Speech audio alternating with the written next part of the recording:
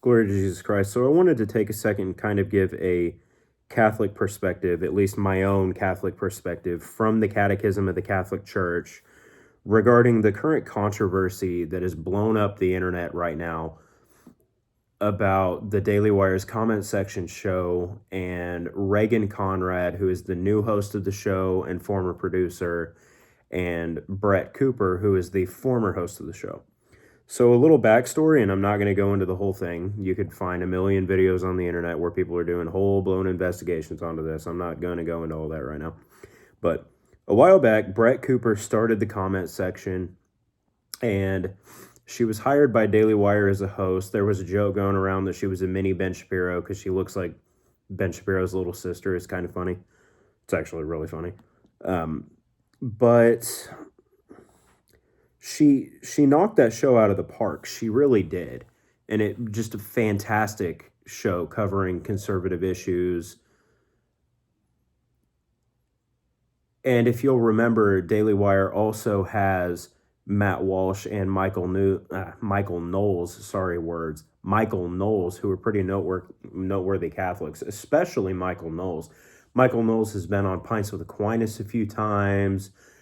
He's also been featured in Mass of the Ages about the traditional Latin Mass. Like, he is a pretty well-known Catholic.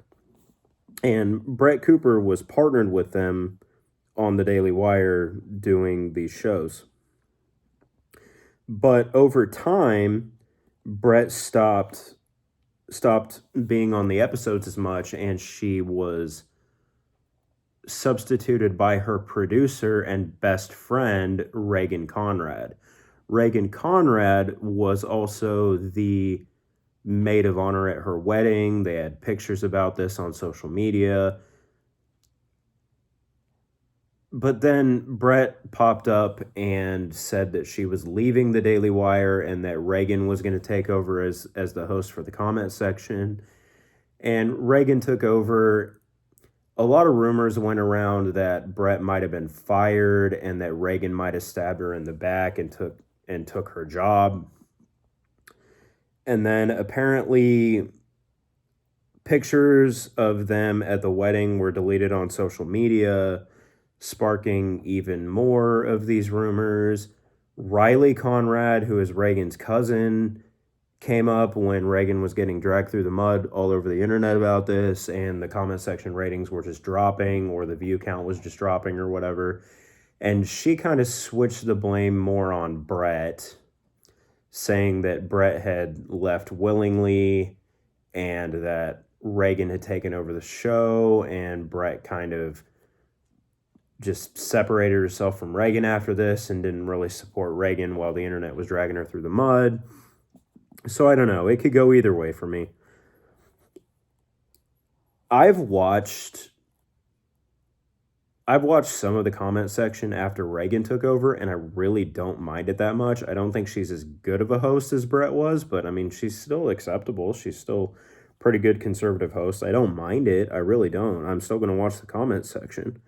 There were also rumors going around that Reagan had taken acting classes to copy Brett's mannerisms. Now, I don't know if that's true. I do know that she acts very similarly to Brett. She's like a little mini Brett clone.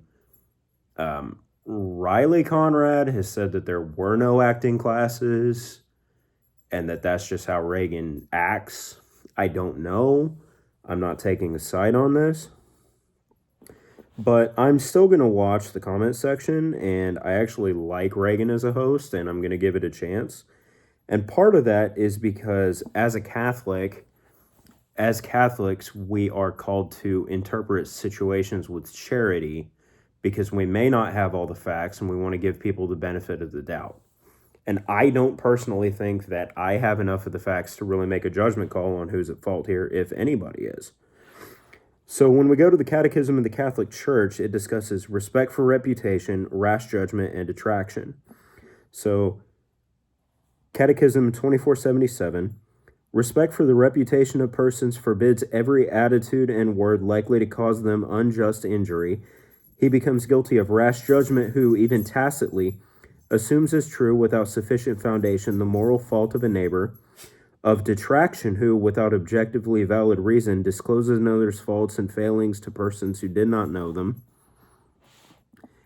or of calumny, who, by remarks contrary to the truth, harms the reputation of others and gives occasion for false judgments concerning them. I'm not really sure that calumny comes into play here, because calumny is more if you are like willingly lying about something. And I don't think people are really willingly lying about this. I think they're just taking limited information and then stretching it out and running with it. Catechism 2478, to avoid rash judgment, everyone should be careful to interpret insofar as possible his neighbor's thoughts, words, and deeds in a favorable way. Every good Christian ought to be more ready to give a favorable interpretation to another's statement than to condemn it. But if he cannot do so, let him ask how the other understands it, and if the latter understands it badly, let the former correct him with love. If that does not suffice, let the Christian try all suitable ways to bring the other to a correct interpretation so that he may be saved. 2479, detraction and calumny destroy the reputation and honor of one's neighbor. Honor is the social witness given to human dignity, and everyone enjoys a natural right to the honor of his name and reputation and respect. Thus, detraction and calumny offend against the virtues of justice and charity. So, in short, that means that if you don't have all the information, or you don't have enough information to really know what's going on, then you need to give people the benefit of the doubt to the extent possible. I'm going to take this and give Reagan and Brett both the benefit of the doubt, because I don't know who's at fault here. I don't know what happened. We're likely not to know the whole truth because of a very probable NDA going on with the Daily Wire. So I'm going to wish Brett the best of luck with her new venture, her new channel, which doesn't even have one video posted yet, but it already has over 500,000 subscribers with no video posted yet. So whatever she does next is going to massively blow up. And I'm going to give Reagan the benefit of the doubt and wish her the best of luck in hosting the comment section. And I'm still going to watch the comment section. I'm probably not going to like it as much as when Brett was running it, but I still like the show. I think that Reagan is decent, even if she has issues and she's not as good as Brett was.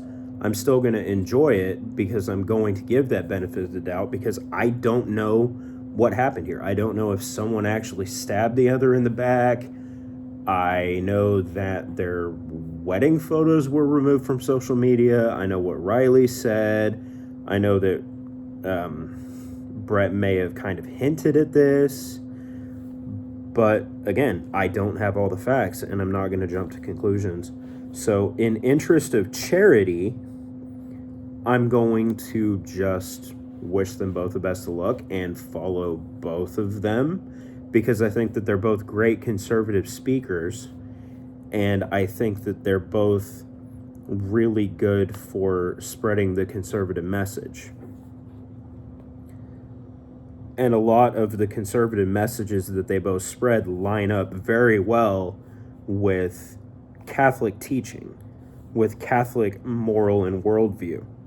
So I'm going to be supporting both of them, at least until we get more information. I just don't think I have enough information yet to really cut one of them off and